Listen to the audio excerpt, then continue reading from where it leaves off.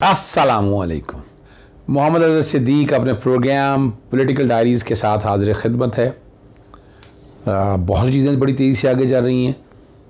वज़ीर आज़म नुमा, जी मैं नुमा ही कहता हूँ उनको, शहबाज शरीफ को, चीफ जस्टिस उमर अता बंदयाल साहब को खत लिखा है। सीनियर सहाफ़ी और एंकर अरशद शरीफ के जाँ बहक होने के बारे में जुडिशल कमीशन बनाने की इस्तदा की है उन्होंने। अब एक वज़ीर आज़म की तो कोई हैसियत नहीं है। तमाम दस्तियाब जज साहिबान पर मुश्तमिल कमीशन बनाया जाए। 5 सवालों पर ख़ास तौर पर गौर दे। अरशद शरीफ ने अगस्त 2022 में बैरून मुल्क जाने के लिए क्या तरीक़ाकार अपनाया? बैरून रवानगी में किसने सहूलतकारी की? क्या वफाकी या सूबाई एजेंसी, इदारा या इंतज़ामिया अरशद शरीफ को मिलने वाले जान के ख़तरे किसी धमकी से आगाह थे? अगर अरशद शरीफ की जान को ख़तरा की इतला थी तो उसे बचाव के लिए क्या इक़दाम किए गए? वो क्या हालात और वजूहत थी जिसकी बुनियाद पर अरशद शरीफ मुतअद्दिद अरब अमारात से कीनिया गए? और फायरिंग के असल वाक़या की असल हकीकत क्या जिनसे अरशद शरीफ की मौत वाक़या हुई है? और क्या अरशद शरीफ की मौत वाकई गलत शनाख्त का मामला या फिर किसी मुजरमाना खेल का नतीजा है? मुल्क में कानून की हुक्मरानी के लिए कमीशन की तश्कील ज़रूरी है। इस ज़िम्मेदार की अंजामदही में वफाकी हुकूमत कमीशन को भरपूर तावन फराहम करेगी। कमाल है ये बात, आप यहीं से ठीक है ना जी। और जहाँ बहक होने के अफसोसनाक वाक़े के फ़ौरन बाद तजर्बाकार अफसरों पर मुश्तमिल कमेटी फौरी तौर पर कीनिया भिजवाई और अरशद शरीफ की पाकिस्तान से रवानगी से कबल राब्तों की तहकीक करना ज़रूरी है। वफाकी हुकूमत ने लाहौर हाई कोर्ट से रिटायर्ड जज पर मुश्तमिल कमीशन बनाया। वालदा साहब ने आपसे इस्तदा की, हम इस्तदा की मुकम्मल हमायत करते हैं और रियासती इदारों पर शकूक व शुबात का इजहार किया है। अवामी एतमाद की बहाली के लिए सुप्रीम कोर्ट का कमीशन बनाना ज़रूरी है। गैर जानबदार बॉडी से तहकीकात ना की तो तवील मुद्दत बुनियाद पर नुकसान होने का अंदेशा। ये बेवकूफ़ बनाने की कोशिश है इसकी शहबाज शरीफ की। आर्टिकल 90 और 91 के तहत वफाकी हुकूमत को खुद आना पड़ेगा। वफाकी हुकूमत अभी तक 90 और 91 के हवाले से कोई बात ऐसी की नहीं है, तो इसलिए समझना ज़रूरी है। मैंने कल इरफान हाशमी के साथ एक प्रोग्राम में वो थोड़ा सा क्लिप आपके साथ वो चल जाएगा जिसमें मुझे कि क्या फ़ौजी के अगेंस्ट, हाज़र सर्विस फ़ौजी अफसर के अगेंस्ट कोई मुकदमा दर्ज हो सकता है तो क्या तरीक़ाकार होगा। सिर्फ उतना पोर्शन मैं आपके साथ चलाना चाहूँगा ताकि सवाल आपको जो मैं जवाब दे चुका हूँ दोहराने की मुझे ज़रूरत नहीं। उतना सा इरफान हाशमी की इजाज़त के साथ, चूँकि प्रोग्राम उसका है तो उससे उतना ब्लर होकर ज़रा सुनिएगा। अच्छा, इरफान हाशमी साहब, हमारे यहाँ प्रॉब्लम यहाँ ये हो गई है कि हमारा जो कोड ऑफ क्रिमिनल प्रोसीजर है वो बड़ा क्लियर है। सेक्शन 154 में लिखा हुआ है कि कोई भी जुर्म काबिल दस्तरदारी कॉग्निजेबल ऑफेंस हो तो पुलिस को वो बाकायदा अंदराज करना है अपने मुतलका रजिस्टर्ड के अंदर। और अगर फर्ज करें वो कोई कार्रवाई नहीं बनती है तो सेक्शन 154 के बाद 155, 156, 157 एक पूरा प्रोसीजर प्रोवाइडेड और मैकेनिज्म, जब इसको मिलाकर आप पढ़ते हैं पुलिस रूल्स 1934 के साथ तो बड़ी क्लियर है। यानी यहाँ पर जो हम बैठे हैं ना कि यहाँ पर एग्जम्पशन है। इवन हाईकोर्ट का जज हो, मैं एक बात करने लगा, हाईकोर्ट का जज हो, सुप्रीम कोर्ट का जज हो, अगर जो जुर्म करता है तो पर्चा तो होगा। कहीं भी इम्यूनिटी नहीं है। इम्यूनिटी कहां दी हुई है? इम्यूनिटी सिर्फ आर्टिकल 248 में है कि सदर और गवर्नर के अगेंस्ट जो अपने ड्यूटी सर अंजाम दे रहे होंगे उसके अलावा हर एक के खिलाफ फौजदारी, यानी ये नहीं है कि पर्चा वहां भी दर्ज नहीं होगा, पर्चा वहां दर्ज होगा मगर उसके बाद कार्रवाई जो है वो रोक दी जाएगी अनटिल एंड अनलेस जब तक अपनी कुर्सी पे है। जी बिल्कुल ऐसा ही है सदर और लेकिन यहाँ जो बात है ना, ये इसमें क्या चीफ जस्टिस भी है? इसमें क्या चीफ जस्टिस भी शामिल है? बिल्कुल, आप इमेजिन कर लें, each and every person is subject to a criminal proceeding as provided in all the laws. मैं आपके सामने, आपको याद है कि जस्टिस काजी फायजीसा के केस में भी मैंने आपके सामने बात रखी थी, वो जजेस भी इम्यून नहीं है। जस्टिस सईद मंसूर अली शाह ने जब नैब की हियरिंग हो रही तो उन्होंने कहा था कि कोई इम्यून नहीं है। वो अलग बात है कि नैब ने आज तक किसी जज के अगेंस्ट कोई कार्रवाई शुरू नहीं की, इम्यून कोई नहीं है। इसी तरह यहां भी बात है कि किसी फौजी अफसर के खिलाफ या किसी भी अगेंस्ट हो, वो दरखास्त आएगी, मुकदमा दर्ज हो जाएगा। हाँ, अगली बात आएगी उसके ट्रायल की, उसे कहते हैं जुरिस्डिक्शन। अब चलते हैं आगे। नैब काम अपने दिखा रही है। सिराज दुरानी दरखास्त जमानत वापस ले ली। नैब तरामीम के बाद केस तब्दील हो चुका है और बेनामीदार 95 और ज़मानत के कानून में तब्दीली की गई है। अगर हिसाब अदालत में ज़मानत हो सकती है तो फिर यहाँ केस को मत चलाएं। चीफ जस्टिस का काम है। ये केस 50 करोड़ से कम मालियत का आता है। नहीं, जो वकील ने जो कहा इनका केस अरबों में है और हिसाब अदालत में हाई कोर्ट का फैसला आगे आएगा। बहुत सी ऑब्जर्वेशन दी हैं। हिसाब अदालत में केस नहीं जा सकता, जैसे सईद मंसूर अली शाह के रिमार्क्स थे। हाई कोर्ट की ऑब्जर्वेशन साबसा खाप कानून के हवाले से हैं। सुप्रीम कोर्ट ने पहले भी बहुत से मुकदमा को ट्रायल कोर्ट में भेजा है। डिप्टी प्रोसिक्यूटर देखिए नैब भी मिल गया यहाँ पर। नैब तरामीम का केस जेल तो उन पर राय नहीं दे सकती जज साहब। नैब तरामीम से फ़ायदा लेने के लिए ज़मानत की दरख्वास्त नीचे अदालत में देनी पड़ेगी। जस्टिस आयशा मलिक साहब के रिमार्क्स थे। सुप्रीम कोर्ट ने तमाम सुप्रीम कोर्ट की दरख्वास्तों को वापस लेने की इजाज़त दे दी और हाई कोर्ट की ऑब्जर्वेशन केस को मुतासर नहीं करेगी। 3 रुकनी बेंच ने यह केस की समाअत की है। और यहाँ अब आपको ले आते हैं, बड़ा ज़बरदस्त मामला है। वो लाहौर हाई कोर्ट में है। ममनूआ फंडिंग इमरान खान साहब के हवाले से FI के तलबी के ख़िलाफ़ था। नोटिस को अगली समाअत तक मुअत्तल कर दिया है अदालत ने। इलेक्शन कमीशन समेत हुकूमती समेत दीगर को नोटिस जारी करते हुए जवाब तलब कर लिया। 7 दिसंबर तक समाअत मुलतवी की है। FI ने इंक्वायरी शुरू की हुई है। इलेक्शन एक्ट में फ़ंड की तहकीकात 2014 से शुरू हुई और 2022 में फ़ैसला सुना है। कार्रवाई नहीं कर सकता, ये बात तो सही है, मैं इससे इत्तफाक करता हूँ। कानून मुताबिक सियासी जमात के ख़िलाफ़ कोई इदारा तहकीकात नहीं कर सकता। सियासी जमातें जमहूरियत में रीढ़ की हड्डी की हैसियत रखती हैं। PTI कितने बैंक अकाउंट्स को ऑपरेट कर रही है? PTI के 8 बैंक अकाउंट्स हैं जिसके हम ज़िम्मेदार हैं, ये इमरान खान साहब के वकील ने बताया। और 13 बैंक अकाउंट का PTI से कोई ताल्लुक़ नहीं है। जस्टिस जावेद गुराल साहब ने दरख्वास्त पर समाअत की है। तलबी को नोटिस को ये चैलेंज किया था। इसी तरह लाहौर हाई कोर्ट में बड़ा हमें आपको पता है राणा सनाउल्लाह भी नैब के मामला से निकल गए हैं। नाजायज़ असासा केस है। 3 कंपनियों के खिलाफ 24 अरब रुपये की मनी लॉन्ड्रिंग में नैब के नोटिस का मामला है। अदालत ने नैब को नोटिस जारी करते हुए 22 नवंबर तक जवाब तलब कर लिया। तीनों केसों को यकजा करने की हदायत की है अदालत ने और दरख्वास्त गुजार के ख़ानदान को हरासा करने से रोकते हुए हुक्म इम्तनाई में तौसीह कर दी है। जस्टिस अली अकबर बाकर नजफी और जस्टिस जावेद गुराल ने दरख्वास्त पर समाअत की। 24 अरब की करप्शन के मुकदमा से ये बरी करने के हवाले से बात है। जस्टिस जावेद गुराल ने यह मुकदमा खारिज किया था। नैब ने दोबारा इस मुकदमे में तलबी के नोटिस दे दिए। 20 अक्टूबर और 24 अक्टूबर को पेश होने का हुक्म दिया है। आला अदालतों के फैसले की रोशनी में एक खारिज होने की सूरत में दोबारा उसे तलब नहीं किया जा सकता। ये क्या ना कि रीओपन किया जा सकता है। और जो है ना यहाँ एक और लाहौर हाई कोर्ट में ही जो नवीद है ना, पुलिस हिरासत में बरामदगी की दरख्वास्त पर एतराज़ दरख्वास्त की समाअत की।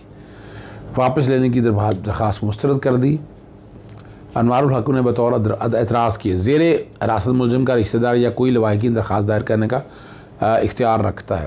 दरख्वास्त इंसानी हकूक़ के कारकुन मिस दिलशाद खान एडवोकेट ने ज़ाहिर की थी। सियासतदान के टकराव में मोहम्मद नवीद के हकूक़ मुतासर हो रहे हैं।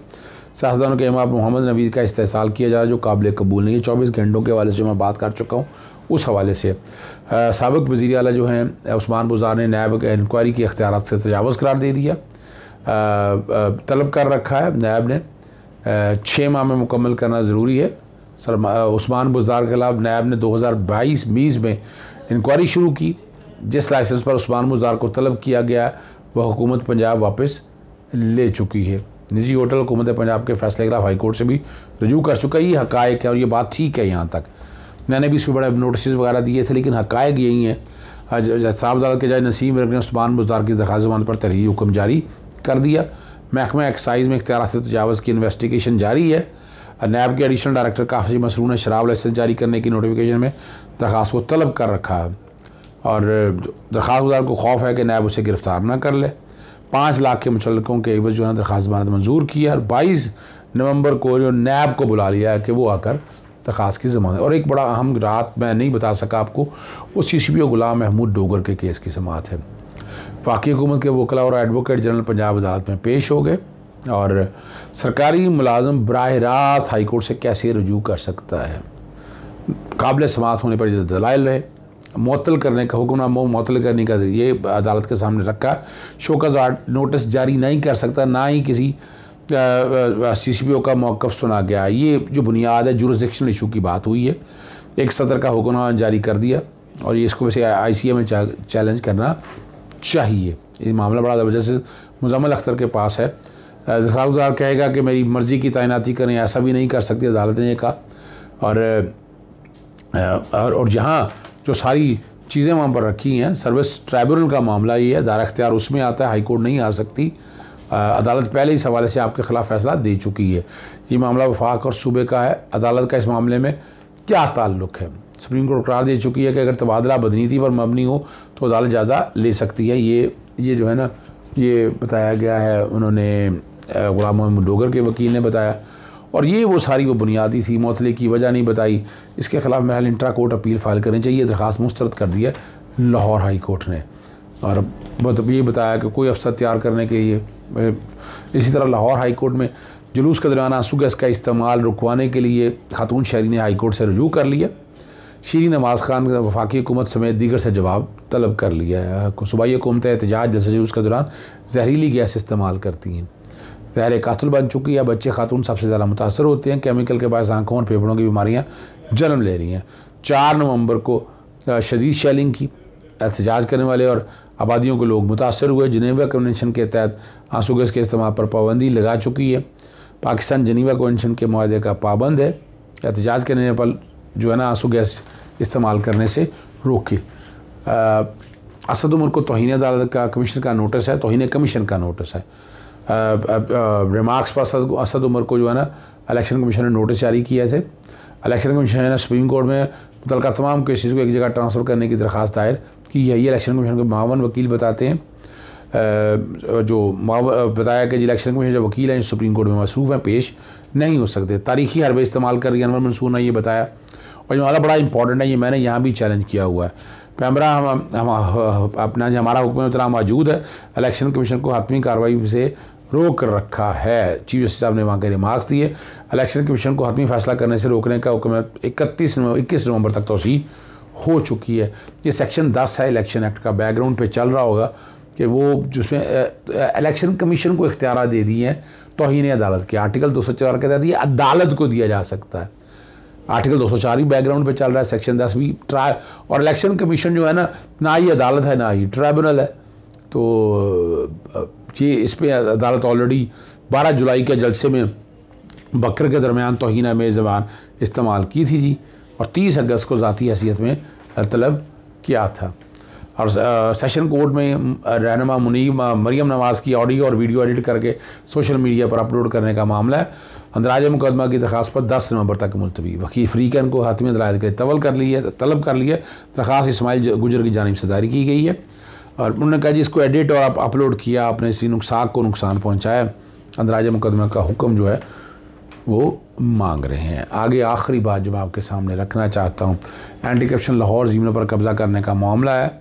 2 उसमें की दरख्वास्त ज़मानत पर दलाइल मुकम्मल हो गए और सरकारी वकील के दलाइल को कल के लिए तलब कर लिया। खुसूसी जज जो खालिद महमूद ने मुकदमे की समाअत की, उन्होंने कहा यह सियासी बुनियादों पर दिया है, अदालत दरख्वास्त ज़मानत जो है ना वो मंजूर करें। और आखिर में मैं जनाब डॉक्टर इसरार अहमद साहब का ना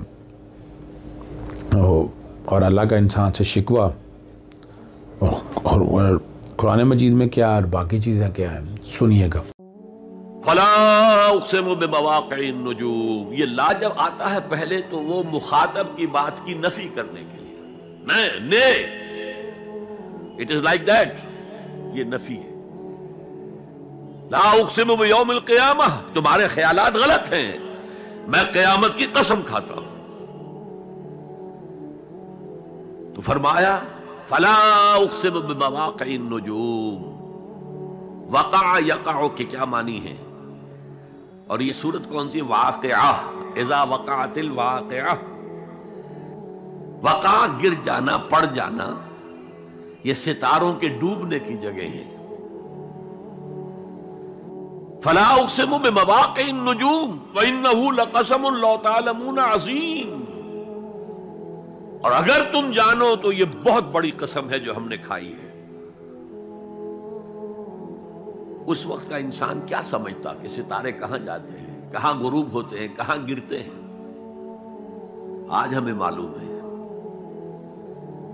सूरह हामीम सजदा में जो कहा गया है, सनुरीहिम आयातिना फिल आफाक़ व फी अनफुसिहिम हत्ता यतबय्यन लहुम अन्नहुल हक़, हम इन्हें अपनी निशानियां दिखाएंगे आफाक व अनफुस में, यहां तक कि ये बात वादे हो जाएगी कि कुरान हक है। आज हमें मालूम है खला में ब्लैक होल्स हैं,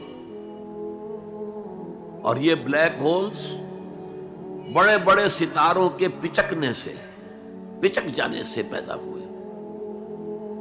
और जब वो बड़े सितारे पिचकते हैं, जो खला पैदा होता है, वैक्यूम, उसमें बड़ी ताकत होती है। उसके पास से कोई सैयारा, कोई सितारा गुजर जाए, उसे खींच लेता है कब्र के अंदर। ये ब्लैक होल्स का तस्वुर। इसीलिए अल्लाह ने उस वक्त के लोगों के लिए क्या कहा, फला उक़सिमु बिमवाक़िन नुजूम व इन्नहु लक़समुन लौ तअलमून अज़ीम इन्नहु लक़ुरआनुन करीम। ये बहुत बाइज्जत कुरान है। फी किताबिन मकनून, एक छुपी हुई किताब में है। ला यमस्सुहु इल्लल मुतहहरून, इसे छू ही नहीं सकते मगर इंतहाई पाक हस्तियां। इसके क्या मानी है? पहली बात तो हमें मालूम हो गई, मुराद फरिश्ते हैं। बेऐदी सफरतिन किरामिन बरारा, उसी की शरह हो रही है ना। इसी से एक फिकी मसला निकाला गया कि बगैर वजू के हाथ ना लगाओ, लेकिन इसका असल मफहूम क्या है वो समझिए। कुरान की रूह तक कोई नहीं पहुंच सकता जब तक कि तज़किया नफ्स न हो गया। अगर हुब्बे माल, हुब्बे दुनिया, हुब्बे जाह, हुब्बे शोहरत, अगर ये तमाम मोहब्बत में दिल से निकल ना जाए तो कुरान की रूह तक आपकी अप्रोच नहीं होगी। मौलाना रूम ने कहा है, अगरचे जरा मैं समझता हूं कि उन्होंने बहुत सख्त अल्फाज इस्तेमाल किए हैं, माज़ कुरान मग़ज़हा बर्दाश्ते उस्तखा पेशे सगा अंदाख्ते। हमने कुरान से उसका मग़ज़ ले लिया है, जो एसेंस है वो खींच लिया है। हड्डी का गूदा जो है वो हमने निकाल लिया है। हड्डियां हमने फेंक दी हैं कुत्तों के सामने जो लड़ रहे हैं। इल्म कलाम का मसला है सिफात हक हक से जुदा या आयन ज़ात। कुरान मखलूक है या नहीं है, गैर मखलूक, और बड़े बड़े हो रहे हैं उसके ऊपर। ये कुत्ते लड़ रहे हैं इन हड्डियों के ऊपर। हमने उसमें से असल शय निकाल ली, वो क्या है? अल्लाह की मोहब्बत। अच्छा, प्रोग्राम ख़त्म करने से पहले अब इस पे गुफ्तगू तो बड़ा करना बहुत ज़रूरी है। और पंजाबी जी कहते ने गोगलुआ तो मिट्टी झाड़ना से, बेवकूफ़ बनाना से। शहबाज शरीफ ने एक ख़त लिखता, शहबाज शरीफ ने एक चीफ जस्टिस को ख़त लिख दिया और हक़ाइक़ जानने के लिए कमीशन, भाई Pakistan commission of inquiry act आपके पास है नहीं, ये क्यों अपना आप, यानी सफाई निस्फ़ इक़बाल जुर्म है, ख़ुद कसूरवार हो तुम लोग। और 5 सवालों पर गौर किया जा सकता है। और जी कारवां की हिफाजत की जिम्मेदारी कौन से इदारों की थी? कानून नाफिज करने वाले इदारों की थी। कारवां की हिफाजत के लिए मुरवजा हिफाजती इक़दाम और स्टैंडर्ड ऑपरेटिंग प्रोसीजर लागू किए गए और उन पर अमल किया गया।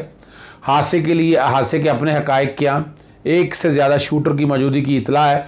जवाबी फायरिंग, मजमूई तौर पर निशाना बनाने वालों की तादाद, उनके ज़ख्मों के नौइयत से मुतल्लिक़ हक़ाइक़ जाना ज़रूरी है।